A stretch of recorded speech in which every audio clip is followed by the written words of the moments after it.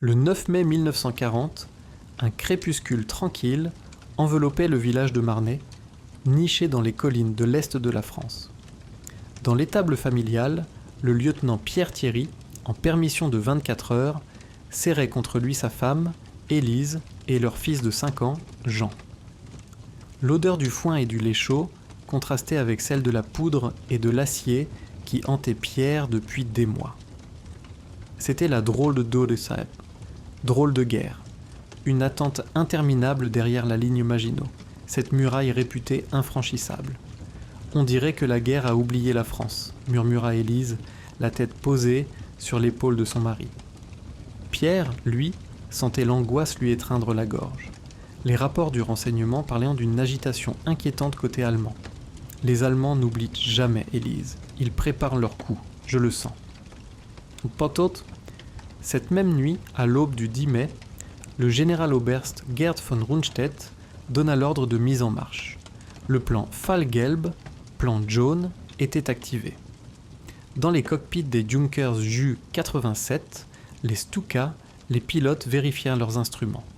Leurs cibles, les aérodromes, les nœuds ferroviaires et les positions clés en France, en Belgique et aux Pays-Bas. Au sol, des divisions blindées, les Panzers, rugissaient, prêtes à foncer à travers les forêts denses des Ardennes que les stratèges français considéraient comme impénétrables pour une force blindée massive. 10 mai 1940, le réveil du Léviathan. Le rugissement des avions déchira le ciel de Marnay peu avant l'aube. Pierre, réveillé en sursaut, se précipita dehors. Le ciel était zébré de traînées noires. Au nord, vers Sedan, un grondement sourd et continu faisait trembler le sol. Ce n'était pas une escarmouche, c'était un déluge. La Wehrmacht lançait son blitzkrieg, la guerre éclair. Tandis que des unités aéroportées semèrent le chaos en Hollande et en Belgique, attirant le gros des forces franco-britanniques vers le nord, le fer de lance de l'attaque allemande perçait là où on l'attendait le moins, les Ardennes. Les Stuka piquaient en piquet, leurs sirènes hurlantes, les trompettes de Jéricho, semant une terreur panique parmi les soldats français, souvent des réservistes mal équipés, pour faire face à cette tempête d'acier. Pierre rejoignit en hâte son unité, un régiment d'infanterie positionné près de la Meuse. Le chaos régnait. Les communications étaient carrément découpées, les positions anéanties par les bombardements. Il assistait, impuissant, à la débâcle. Des colonnes de réfugiés, fuyant l'avancée allemande, commençaient à encombrer les routes, mélangeant leur désespoir à celui des soldats en retraite. C'était le sauve-qui-peut. La stratégie allemande, d'une audace et d'une rapidité foudroyante, avait pris de court le haut commandement français, englué dans des doctrines dépassées. Le choc de Sedan et la traversée de la Meuse. Les jours suivants furent un cauchemar. Le 13 mai, les panzers du général Heinz Guderian atteignirent la Meuse à Sedan. Sous un déluge de bombes et un feu d'artillerie nourri, les pionniers allemands établirent des têtes de pont. L'aviation allemande, la Luftwaffe, régnait en maître absolu dans les cieux, réduisant à néant les contre-attaques désorganisées de l'armée française. Le moral des troupes françaises, soumis à une pression insoutenable, commença à craquer. Par endroits, ce fut la panique, des soldats abandonnant leur position sans combattre, croyant voir des chars allemands partout. Pierre et ce qui restait de sa compagnie tentèrent de contenir l'avancée. Ils se battirent avec un courage désespéré, mais que pouvaient des fusils et quelques mitrailleuses contre les Panzer IV ? Il vit des hommes, à peine plus que des enfants, tomber sous les balles ou déchiquetés par les obus. L'odeur de la mort, de la poudre et de l'essence brûlée était omniprésente. La ligne de front, si solidement imaginée, s'était évaporée. La guerre était désormais partout et nulle part, une succession de combats confus et de retraites précipitées. L'exode à Marnay, Élise écoutait, le cœur serré, les bulletins radio affolés. Les Allemands ont percé à Sedan. Le maire du village annonça l'ordre d'évacuation. Il fallait fuir, vers le sud. La France entière semblait s'être mise en mouvement dans un immense cortège de douleur. Élise, Jean serré contre elle, rejoignit le flot des réfugiés sur les routes encombrées. Ils avançaient à pied, poussant une charrette à bras avec quelques affaires. La Luftwaffe mitraillait et bombardait ces colonnes civiles sans pitié, transformant les routes en scènes d'horreur. La solidarité naissait parfois, un morceau de pain partagé, un verre d'eau offert, mais la peur et l'épuisement rendaient les regards fuyants. L'effondrement est l'appel du 18 juin. Paris tomba le 14 juin déclarée ville ouverte. Le gouvernement français, en pleine débâcle, se repliait à Bordeaux. Le maréchal Philippe Pétain, héros de la Grande Guerre, fut appelé au pouvoir. Pour lui, la lutte était vaine. Il annonça son intention de demander l'armistice. Le 17 juin, Pierre, épuisé, blessé à l'âme plus qu'au corps, était fait prisonnier près de Dijon. Alors qu'il était emmené vers l'Allemagne et un long captivité, il entendit, dans un bourg, la voix d'un autre Français, venu de Londres, sur les ondes de la BBC. Une voix ferme, déterminée, qui refusait la capitulation. « La France a perdu une bataille, mais la France n'a pas perdu la guerre », déclarait le général Charles de Gaulle. Son appel du 18 juin, bien que peu entendu sur le moment, semait la première graine de l'espoir. Pierre, dans son désespoir, en captura quelques mots. Ce n'était pas assez pour le réconforter, mais cette graine était plantée. Épilogue, les graines de la résistance. L'armistice fut signé le 22 juin 1940 dans la clairière de Rotonde, dans le même wagon où l'Allemagne avait capitulé en 1918. L'humiliation était totale. La France était coupée en deux, une zone occupée au nord et une zone libre au sud, dirigée par le régime de Vichy du maréchal Pétain. Élise et Jean avaient trouvé refuge chez de la famille en zone sud. La France de Pétain, l'État français, prônait la révolution nationale, le travail, la famille, la patrie. Mais un silence lourd, fait de honte et de soumission, s'était abattu sur le pays. Pourtant, dans l'ombre, d'autres voix commençaient à murmurer. Un soir, Élise, en cachette, écoutait Radio Londres. La voix du général de Gaulle revenait, plus forte. Elle entendit pour la première fois les notes de « Honneur et patrie », prélude au message personnel codé destiné à la résistance naissante. Assise à la table de la cuisine, elle regarda une photo de Pierre, son uniforme souriant. Où était-il ? Vivait-il ? La peur était toujours là, tenace. Mais la colère, une colère froide et déterminée, commençait à germer en elle. La bataille de France était perdue, c'était un fait. La défaite était amère. Mais la guerre, elle, n'était pas finie. En ce soir d'automne 1940, tandis que les feuilles mortes tournoyaient dans le village tranquille, Élise Thierry, simple femme de soldat, comprit que la résistance, d'abord silencieuse et intérieure, était sur le point de renaître des cendres de la défaite. Le crépuscule de la Marianne avait été long et sombre, mais la nuit, désormais, portait en elle la promesse ténue d'une nouvelle aube.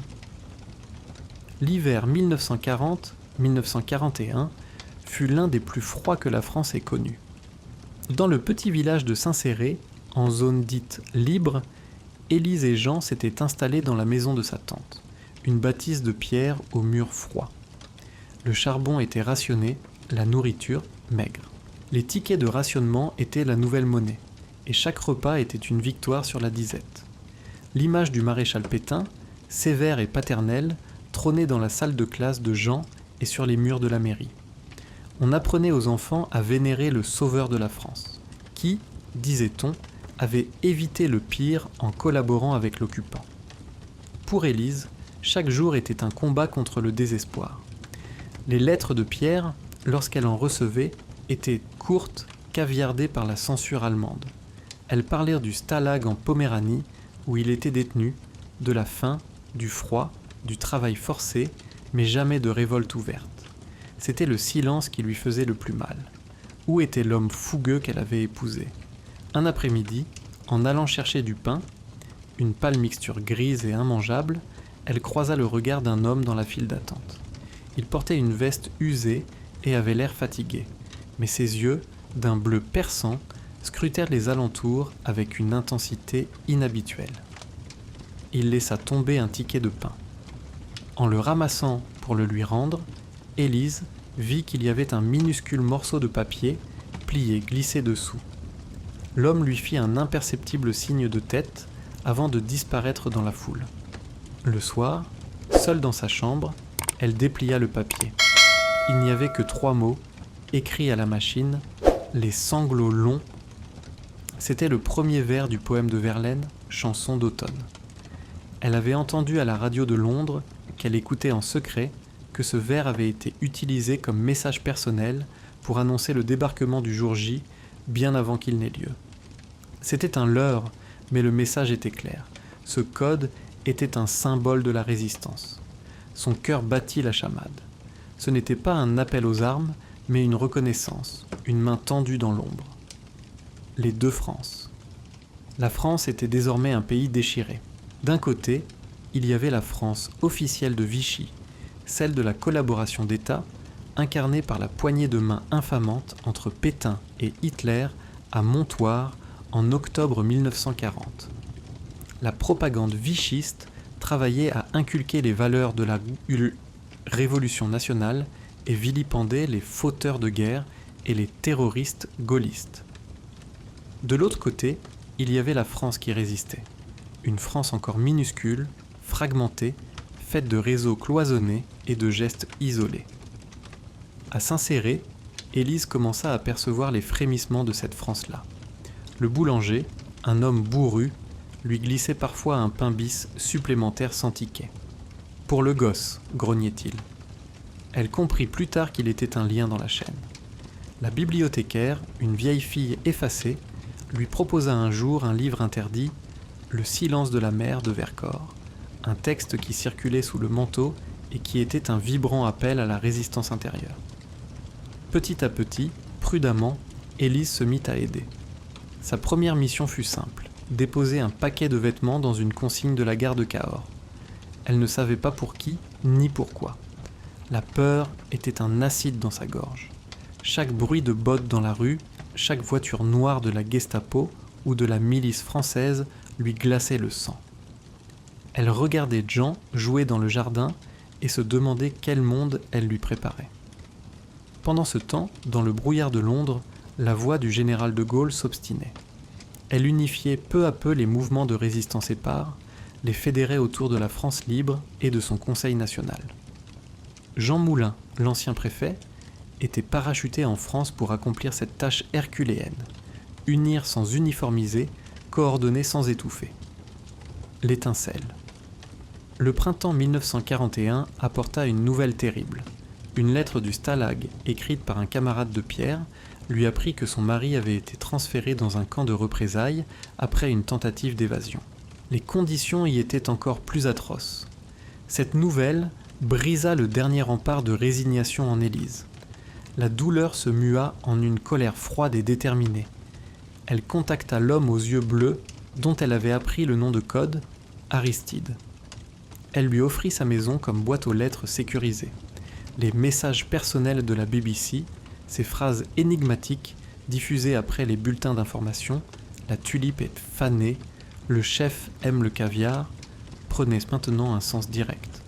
Ils annonçaient parfois l'arrivée d'un agent ou d'un parachutage d'armes dans la région. Un soir de juin 1941, Aristide lui confia une mission plus dangereuse. Il fallait héberger pour une nuit un pianiste, un opérateur radio, dont le poste émetteur avait été repéré. L'homme arriva à la nuit tombée, un individu nerveux et silencieux, portant une lourde valise. Cette nuit-là, Élise ne dormit pas. Elle montait la garde, écoutant chaque bruit, imaginant à chaque instant les phares d'une voiture de la milice illuminant la façade. Au petit matin, l'homme était parti. Aristide revint quelques jours plus tard. Il lui serra brièvement la main. « Merci, Lucie, dit-il, utilisant pour la première fois son nom de code. Le message est passé. Les Alliés savent maintenant où frapper les installations radar allemandes près de Bordeaux. » Ce fut à ce moment précis qu'Élise comprit. Elle n'était plus seulement la femme d'un prisonnier, la mère d'un enfant. Elle était Lucie. Elle était devenue un minuscule mais essentiel rouage de la vaste machine de l'ombre qui, patiemment, inexorablement, grignoter la puissance de l'occupant. La bataille de France avait été perdue en 6 semaines. Mais la guerre de l'ombre, elle, ne faisait que commencer. Et cette guerre-là, elle se gagnerait jour après jour, geste après geste, au prix du sang et des larmes, mais avec la certitude inébranlable que la flamme de la France, un jour, se rallumerait. L'été 1941 passa dans une tension étouffante. L'opération Barbarossa, l'invasion de l'URSS par l'Allemagne, détourna une partie des forces de l'occupant, mais durcit aussi la répression en France. Les communistes, jusqu'alors hésitants après le pacte germano-soviétique, entrèrent en résistance active, ajoutant une nouvelle dimension, parfois conflictuelle, à la lutte clandestine. Lucie, Élise, devint une pièce maîtresse du réseau Veritas, spécialisé dans le renseignement et l'exfiltration de pilotes alliés abattus. Sa maison, avec son jardin donnant sur les bois, était idéale. Sous une pierre creuse près du puits, elle dissimulait des microfilms. Dans le double fond d'une vieille malle au grenier, elle cachait des vêtements civils pour les aviateurs. Chaque mission était un vertige. Elle apprit à vivre avec 2 visages. Celui d'Élise Thierry, veuve de guerre présumée aux yeux tristes, qui faisait la queue patiemment pour les rutabagas et écoutait d'un air docile les sermons du maire vichiste. Et celui de Lucie, au sens constamment en alerte, qui déchiffrait des messages codés dans les petites annonces du journal local et transportait dans le panier à légumes de Jean des cartes d'état-major soigneusement roulées. Un soir d'octobre, Aristide lui présenta un nouvel agent, un jeune homme au visage burné et au regard dur, nommé de code Hercule. C'était un saboteur. Sa venue annonçait un changement de braquet. Le réseau passait de la collecte d'informations à l'action directe. « Nous devons frapper un coup, Lucie », lui dit Aristide, le visage grave. « Un train de munitions allemand doit passer dans le tunnel de Saint-Géry dans 3 nuits. Hercule a besoin de plastique. Tu es la seule qui puisse le récupérer à Cahors sans éveiller les soupçons. » La mission était d'une folie terrifiante. Le plastique était caché dans la sacristie d'une église, déguisée en cierge. Élise devait s'y rendre comme une simple paroissienne, prier et repartir avec les explosifs dans son sac à provisions. La peur fut si forte, en franchissant le portail de l'église, qu'elle crut défaillir. Elle sentait le poids des regards, imaginait que chaque vieille femme en noir était un indicateur de la milice. Mais elle pensa à Pierre, dans son camp de représailles. Elle pensa à Jean, qui grandissait dans un monde où l'on apprenait à haïr la République et à saluer le drapeau frappé de la Francisque. Elle serra les dents, entra et fit ce qu'elle avait à faire. Le sac, une fois le plastique à l'intérieur, lui sembla peser 1 tonne. Le trajet de retour en autocar fut une éternité. Chaque contrôle, chaque ralentissement était une agonie. La nuit, des longs couteaux. La nuit de l'attaque du train, Élise n'avait pas de rôle actif. Sa mission était de garder Jean à la maison et de vivre une nuit normale, une comédie insoutenable. Elle tricotait, assise près de la fenêtre, écoutant le silence de la campagne, un silence trompeur qui pouvait être déchiré à tout moment par des cris ou des coups de feu.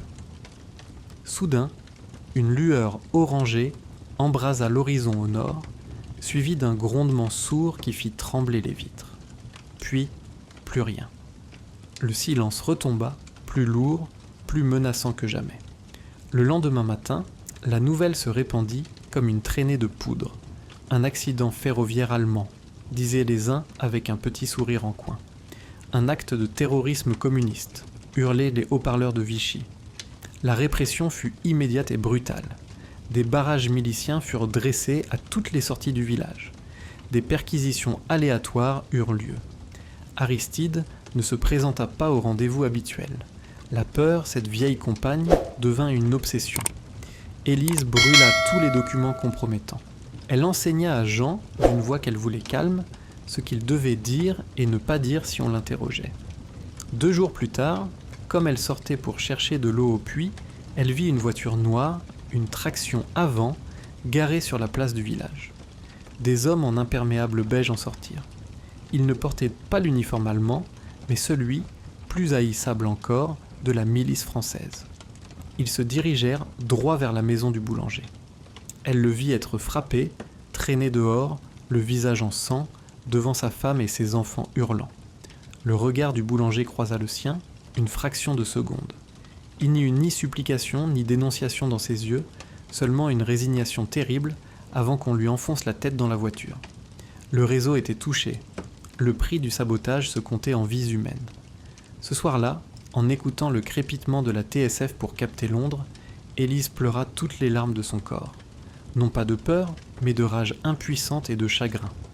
Elle avait goûté à l'action, senti la fierté d'avoir frappé l'ennemi.